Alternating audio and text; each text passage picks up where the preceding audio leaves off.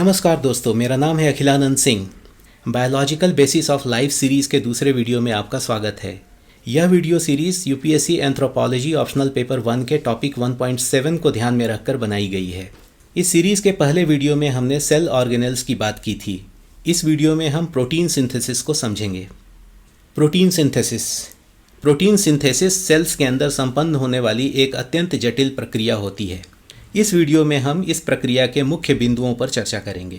Proteins complex और large molecules होते हैं जो जीवों के शरीर को सुचारू रूप से चलाने के लिए अनिवार्य होते हैं। सेल का आकार या स्ट्रक्चर, उसका ग्रोथ, सामान्य देखभाल या मेंटेनेंस और वेस्ट क्लीनअप जैसे कार्य प्रोटीन्स के द्वारा ही संचालित होते हैं।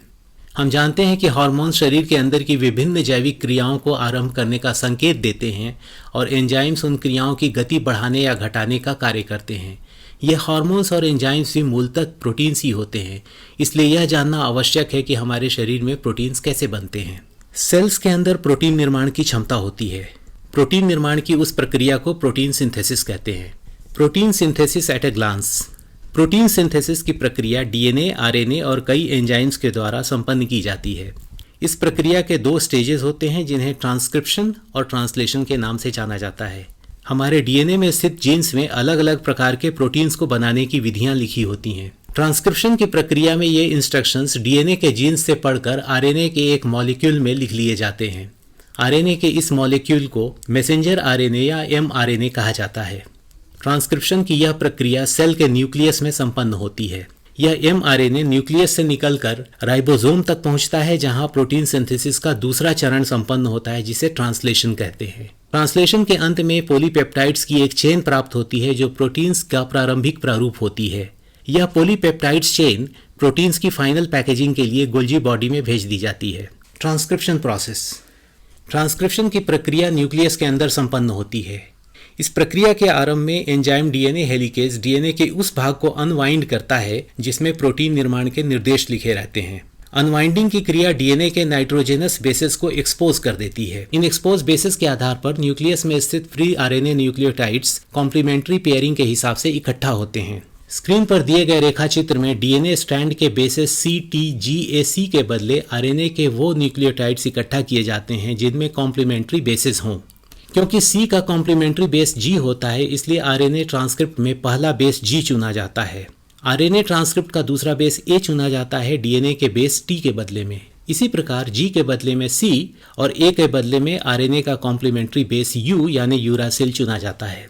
इस प्रकार की कॉम्प्लीमेंट्री पेयरिंग एक्सपोज डीएनए के सभी बेसेस के लिए की जाती है। आरएनए न्यूक्लियोटाइड्स के सभी बेसेस के इकट्ठा होने के बाद एंजाइम आरएनए पॉलीमरेज इन सभी को बाइंड करके एक आरएनए पॉलीमर चेन का निर्माण करता है। इस पॉलीमर चेन को एमआरएनए या मैसेंजर आरएनए कहते हैं, जिसमें प्रोटीन सिंथेसिस के पूरे निर्देश समाहित होते हैं।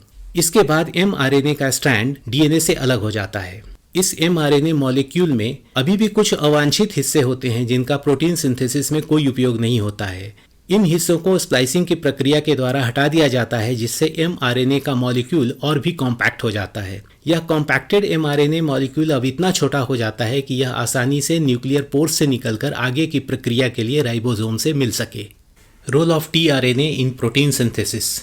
अब तक हमने ट्रांसक्रिप्शन के प्रोसेस को देखा है और जाना है कि कैसे एमआरएनए का एक मॉलिक्यूल प्रोटीन बनाने के सभी इंस्ट्रक्शंस को लेकर न्यूक्लियस से बाहर निकलता है।